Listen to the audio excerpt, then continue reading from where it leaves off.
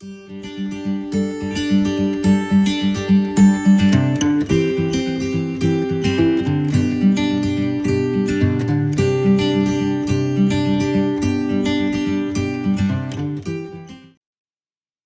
everyone, today I'd like to show you a useful garden tool that I have been using for many years. It's called growveg.com, and you'll see here I'm going to give you a quick tutorial how to use the desktop portion of the program. So you see here that you can select different plants according to your needs. I've already inputted the size of my garden and I've added some rows using the draw tool. So here I'm taking a peek at the needs of tomatoes. So it's really great where you have an option to take a look at useful information about every plant you could possibly think of, to plant in your garden here. So you'll look at companions and feeding needs and watering needs and all that great stuff. So you'll see I'm adding a couple of rows of tomatoes here in the garden. And based on what I've just read and what I've done in the past, I know that basil is an excellent companion to tomatoes. You'll see it's marked there in the basil information section as well. So I'm going to go ahead and select some basil and add a row, just either in between your tomato plants or beside it. They're not a very tall plant. They can become shaded by really, really bushy determinate tomatoes. So I tend to plant indeterminate types that are vining and they grow quite tall. And if with proper pruning, you can definitely have success growing basil just underneath. So I tend to plant my peppers with my tomatoes. And this is sort of fun to look at your plans from years past, and you can plan your crop rotations and things like that so that you're not necessarily planting the same thing in the same area year after year.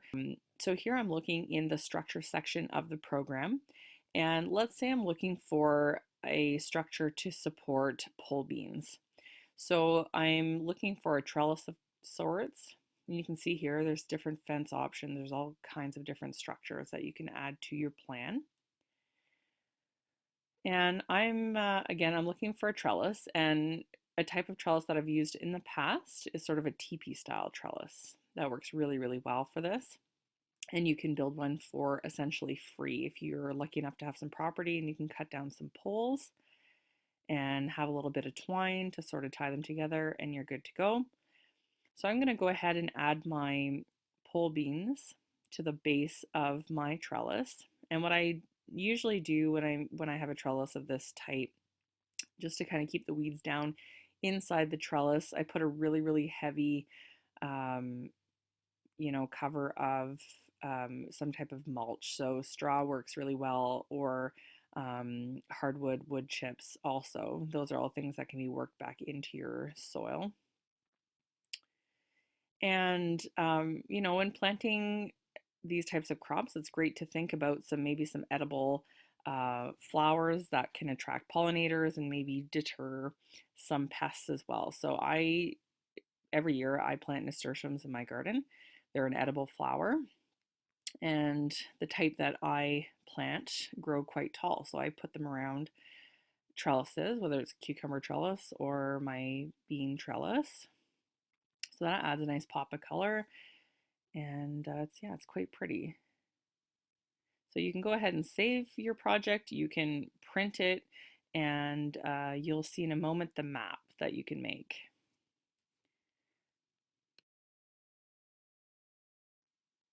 So here is our map for our main garden that provides for our consumption and our canning needs for the season.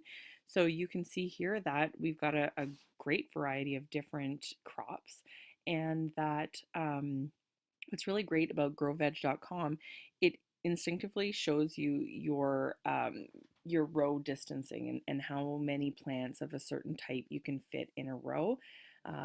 So I've made sure to leave enough room between rows for our tiller, or if we're mulching, we have a good, quite a bit of space to walk. So that's also important when you're designing your garden.